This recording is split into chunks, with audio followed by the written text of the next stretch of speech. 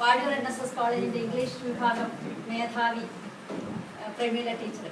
പിന്നെ ഒരിക്കൽ നേരിട്ട് കാണാനിടയായി. ഇപ്പോഴാണ് അറിഞ്ഞ് ടീച്ചറിന്റെ കവിത പോലെ തന്നെ സുന്ദരിയായ പ്രമീള ടീച്ചറിനെ കുറിച്ച്. പിന്നീട് സ്കൂളിൽ ഒരു എൻട്രൻസ് കോച്ചിങ്ങുമായിട്ട് ബന്ധപ്പെട്ട് ടീച്ചർ വന്നു. അതിനിടയ്ക്ക് ഞാൻ ഫെസ്റ്റോൺ ചാനലിന് വേണ്ടി ടീച്ചറിനെ ഒരു 1 hour ഇന്റർവ്യൂ ചെയ്തു. അപ്പോഴാണ് ടീച്ചറിന്റെ പ്രവർത്തന മേഖലയുടെ വൈവിധ്യത്തെക്കുറിച്ച് ഞാൻ അറിഞ്ഞത്. ടീച്ചർ സാഹിത്യ രംഗത്ത് മാത്രമല്ല, സാമൂഹിക, സാംസ്കാരിക, വൈജ്ഞാനിക, ആധ്യാത്മിക രംഗങ്ങളിലെല്ലാം നിറസാന്നിധ്യമാണ് നമ്മുടെ പ്രമീള ടീച്ചർ എന്നുള്ള തിരിച്ചറിവ്.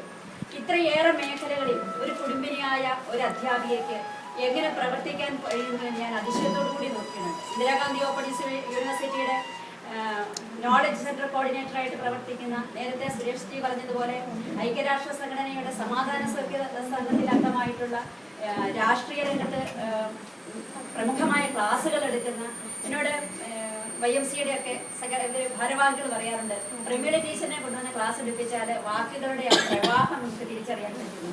അപ്പൊ സാഹിത്യകാരി കൂടി ആയതുകൊണ്ട് തന്നെ മറ്റുള്ളവരുടെ നൊമ്പരങ്ങൾ ഏറെ തിരിച്ചറിയാൻ പറ്റുന്ന, അവരുടെ വേദനകളെ ആത്മാവിലേക്ക് ആവാഹിച്ചുകൊണ്ട് എഴുതുന്ന, അത് അക്ഷരങ്ങളായിട്ട് പരിണമിപ്പിക്കുന്ന പ്രമീള ടീച്ചറിന് തീർച്ചയായിട്ടും ഏറ്റവും അനുയോജ്യമായ ഒരു മേഖല തന്നെയാണ് വനിതാ കമ്മീഷൻ അംഗത്വം എന്നുള്ള യാതൊരു സംശയമില്ല. സുരേഷ് ജി പറഞ്ഞതുപോലെ തന്നെ സ്വാഭാവികമായിട്ടും പലരും തങ്ങൾക്ക് ഈ സ്ഥാനം കിട്ടിയില്ലല്ലോ എന്ന അല്പം ഒരു അസൂയോടുകൂടി നോക്കി കാണുന്നുണ്ടാവും. ടീച്ചറിന്റെ കട്ടൗട്ട് ഫോട്ടോസ് ഇങ്ങനെ കണ്ടപ്പോൾ ഞാൻ വളരെ ഓർത്തതാണ്, തന്റെ മുമ്പിലെത്തുന്ന ഫയലുകളിലെ കണ്ണീർപ്പാട് വീണ ആ മുഖവും ദൈന്യതയാർന്ന കണ്ണുകളും തിരിച്ചറിയുവാൻ കഴിവുള്ള എഴുത്തുകാരിയായ ടീച്ചറിന് ആ സ്ഥാനം അത് അർത്ഥവത്താക്കാൻ സാധിക്കും. കസേരയുടെ മഹത്വം അതിരിക്കുന്ന ആളിന്റെ വലിപ്പം കൂടി അറിഞ്ഞുകൊണ്ട് തന്നെയാണ്. തീർച്ചയായിട്ടും കഴിഞ്ഞ ദിവസം ടീച്ചർ പുഞ്ചവേലിൽ വന്നു.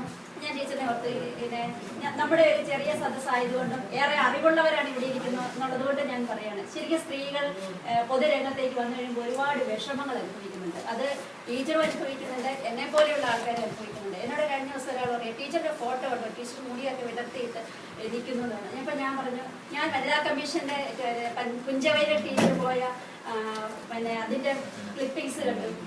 അത് മനോരമ മീഡിയയിൽ വന്നു. ടീച്ചർ എത്ര ഇതായിട്ടാണ് ടീച്ചർ അവിടെ പോയി അവരോട് ആ വേദനകൾ പങ്കുവയ്ക്കുന്നതും അതിനുടനടി പരിഹാരം കാണാൻ ശ്രമിക്കുന്നതും എത്ര സാധാരണ ഒരു സ്ത്രീക്ക് മനസ്സിലാക്കുന്നതിലധികമായിട്ട് ടീച്ചർ ചോദിക്കുന്ന ചോദ്യങ്ങൾ, അവരുടെ അവർക്കുണ്ടായ കാര്യങ്ങളെ കുറിച്ച് ടീച്ചർ ചോദിക്കുന്ന ആഴത്തിലുള്ള, അവരുടെ മനസ്സിൽ തടുന്ന തരത്തിലുള്ള ആ ചോദ്യങ്ങൾ, കൊച്ചിന്റെ പ്രശ്നങ്ങൾ കൃത്യമായി ടീച്ചർ മനസ്സിലാക്കാൻ പറ്റുന്നുണ്ടെന്നുണ്ട്. അതുകൊണ്ട് ഇതുപോലെ വിദ്യാസമ്പന്നരായിട്ടുള്ള, മറ്റുള്ളവരുടെ കാര്യങ്ങൾ മനസ്സിലാക്കാൻ കഴിവുള്ള, പിന്നെ അവരുടെ ഹൃദയത്തിൽ തൊടാൻ കഴിവുള്ള ടീച്ചറിനെ പോലെയുള്ളവർ ഈ രംഗത്തേക്ക് തീർച്ചയായിട്ടും കടന്നു വന്നത് നമുക്ക് സന്തോഷകരമായ കാര്യമാണ്. ഇനി ഒരുപാട് നേട്ടങ്ങളിലൂടെ ടീച്ചർ കടന്നു പോകാൻ സാധിക്കും. നമ്മളൊക്കെ ആലങ്കാരികമായിട്ട് പറയാറുണ്ട്, അർദ്ധനാരീശ്വര സങ്കല്പത്തിന്റെയും രാധാമാധവ സങ്കല്പത്തിന്റെയും ഒക്കെ പുണ്യഭൂമിയായ നമ്മുടെ ഭാരതത്തില് ഇന്ന് സ്ത്രീ സുരക്ഷയ്ക്ക് വേണ്ടി ജാഗ്രതാ സമിതികൾ പഞ്ചായത്ത് തലത്തിൽ ഉണ്ടാക്കിക്കൊണ്ടിരിക്കുന്ന ഈ കാലഘട്ടത്തില് അപ്പൊ അത്രയും വന്നു മാറ്റങ്ങൾ.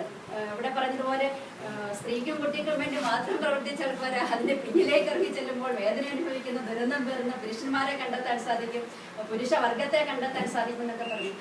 അതുപോലെ തന്നെ ഇപ്പൊ പറഞ്ഞ വേറൊരു സെന്റൻസ് ഞാൻ ശ്രദ്ധിക്കുകയായിരുന്നു, സംസാരത്തിലെ നിയന്ത്രണം വെച്ച് സർവസഹ വസുന്ധരെന്നും ക്ഷമയായിരിക്കണം പെണ്ണ എന്നൊക്കെ പറഞ്ഞുകൊണ്ട് കുടുംബത്തിലെ പ്രശ്നങ്ങൾ തീർക്കാൻ പെണ്ണിനെ സാധിക്കുമെന്ന് വ്യംഗ്യമായി തന്നെ നമ്മുടെ പൊതുമരാമത്ത് സ്റ്റാൻഡിംഗ് കമ്മിറ്റി ചെയർമാൻ പറയുകയായിരുന്നു ഇവിടെ ചെയ്തിരിക്കുന്നത്. എന്തായാലും പഴയ കാലത്ത് നിന്ന് വ്യത്യസ്തമാണ്. അണുകുടുംബങ്ങളിലൂടെ കടന്നു വന്ന കുട്ടികൾക്ക്, പെൺകുട്ടികൾക്കൊക്കെ ആണെങ്കിൽ ഒരുപാട് സഹിക്കാനുള്ള, നമ്മുടെ ആ പഴയ സങ്കല്പം അനുസരിച്ച് എല്ലാം മനസ്സിലൊതുക്കി എല്ലാം സഹിച്ചിരിക്കാൻ അവർക്ക് കഴിയില്ല. അവർ പ്രതികരിക്കുന്നവരാണ് എന്ന് മാത്രമല്ല, അവർ സാമ്പത്തിക സ്വാതന്ത്ര്യമുള്ളവരായിരിക്കും ഇന്നത്തെ സ്ത്രീകൾ. അതുകൊണ്ട് തന്നെ അവരൊരു പരിധിയിൽ കൂടുതൽ സഹിക്കില്ല.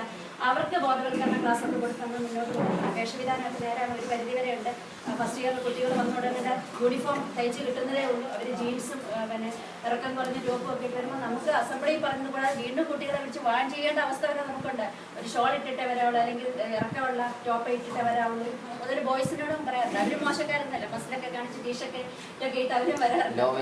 ലോ വേസ്റ്റ് പാൻസ് അതാണ് ഏറ്റവും കൂടുതൽ പ്രശ്നമായിട്ടുള്ളതാണ്. എത്ര ബെൽറ്റൊക്കെ ഉണ്ടാക്കി കൊടുത്താൽ അവർ അയച്ചിട്ട് ലോ വേസ്റ്റ് പാൻസ് ഒക്കെ ഇട്ടാണ് വരുന്നത്. അപ്പൊ വേഷവിധാനം സ്ത്രീകളുടെ മാത്രം ഒരു ഇതല്ല, അത് നമ്മുടെ സമൂഹത്തിലെ ബാധിച്ചിരിക്കുന്ന മൂല്യച്യുതി നമ്മുടെ കുട്ടികളിലേക്ക് വ്യാപിച്ചിരിക്കുന്നതാണ്. അതുകൊണ്ട് തന്നെ ടീച്ചറിന് ഏറ്റവും വാഗ്ദേവിയുടെ കടാക്ഷം എന്നൊക്കെ പറയുന്നത് നന്നായിട്ട് സംസാരിക്കാൻ കഴിയുന്ന ഒരു നാവ്, കാര്യങ്ങൾ പറയാൻ പറ്റുന്ന ഒരു, മനസ്സിലാക്കാൻ പറ്റുന്ന ഒരു മനസ്സ്, സദസ്സിനെ കൈകെടുക്കാൻ പറ്റുന്ന ആ വാഗ്ധോരണി, ഇതെല്ലാം കൊണ്ട് ടീച്ചറിന് തീർച്ചയായിട്ടും ടീച്ചറിന് ലഭിച്ചിരിക്കുന്ന വനിതാ കമ്മീഷൻ എന്ന ആ പദവി, അംഗമെന്ന പദവി നമ്മുടെ ഈ സമൂഹത്തിന്, ഈ പ്രദേശത്തിന്, നമ്മൾ നേരത്തെയൊക്കെ നമ്മുടെ ഈ പ്രദേശത്തിന് വനിതാ കമ്മീഷൻ അംഗം ഉണ്ടായിരുന്നില്ല.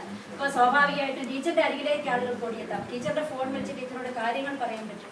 അപ്പൊ ഏറ്റവും അടുത്ത് നമുക്ക് ടീച്ചറിന് ലഭ്യമായിരിക്കുകയാണ്. അപ്പൊ ടീച്ചർ ഇങ്ങനെ വനിതാ കമ്മീഷൻ അംഗം ആയി പറഞ്ഞപ്പോഴേ ഞാൻ ഓർത്തു ഓപ്പള്ളി ഒരു കുടുംബ പ്രശ്നമാണ്, ടീച്ചറിന്റെ അടുത്തൊന്ന് ചെന്ന് നോക്കാൻ ഏറ്റവും അവസാനം ഇങ്ങനെ വിചാരിച്ചിരിക്കുകയാണ്. അപ്പോൾ ഇഷ്ടംപോലെ കാര്യങ്ങളുണ്ട്. ഞാൻ ഇനി വന്ന വഴിക്ക് പറയുകയായിരുന്നു, ജനപ്രതിനിധികൾ പിന്നെ കഷ്ടപ്പാട്, നമ്മൾ എന്തെങ്കിലും വികസന പ്രവർത്തനങ്ങൾ ചെയ്യുന്നത് ബോർഡിൽ എഴുതി വെച്ചാൽ മാത്രമേ അത് ജനങ്ങൾ അറിയുന്നു. അതേസമയം അതല്ലാതെ പരിഹരിക്കപ്പെടുന്ന ഒരുപാട് കുടുംബ പ്രശ്നങ്ങൾ നമ്മുടെ അരികിൽ എത്താറുണ്ട്.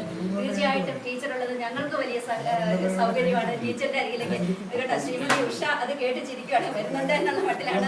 അപ്പൊ തീർച്ചയായിട്ടും ഞങ്ങളുടെ ഒരുപാട് എന്തായാലും ഈ നേട്ടത്തിന് ഈശ്വരനോട് നന്ദി പറയുന്നു. ടീച്ചറിന് ഒരുപാട് നേട്ടങ്ങൾ ഇനിയും ഉണ്ടാകട്ടെ എന്ന് പ്രാർത്ഥിക്കുന്നു. ടീച്ചറിന്റെ ഈ ഉയർച്ചയിലൂടെ ഇനിയും നമ്മുടെ സ്ത്രീ സമൂഹത്തിന്, എന്ന് മാത്രമല്ല ഇവിടുത്തെ പുരുഷ സമൂഹത്തിനും ഇതൊരു ഗുണകരമാകട്ടെ എന്ന് ആശംസിച്ചുകൊണ്ട് എല്ലാവിധ വിജയങ്ങളും നടത്തി ടീച്ചറിന്റെ ജീവിതപാതയിൽ ഈ ജഗദീശ്വരന്റെ അദൃശ്യ സാന്നിധ്യം എന്നും ഉണ്ടാകട്ടെ എന്ന് പ്രാർത്ഥിച്ചുകൊണ്ട് എനിക്ക് ഇവിടെ വരാൻ അവസരം തന്ന ഈ ആനന്ദനോടൊക്കെ എന്നും നന്ദി പറയാൻ പറ്റില്ല. കാരണം മുണ്ടക്കയത്ത് കിടക്കുന്ന എന്നെ ഇവിടെ വിളിക്കാൻ ഒരു സാധ്യതയില്ലാത്തതാണ്. എന്തായാലും എന്നെ ക്ഷണിച്ചതിന് ഒരുപാട് നന്ദി പറഞ്ഞുകൊണ്ട് പിന്നെ നേരത്തെ ശ്രീ സുരേഷ് പറഞ്ഞ പോലെ PC സാർ വന്നതിന് ഒരു പരിപാടി 5 മണിക്കുണ്ട്, ചെന്നില്ലെങ്കിൽ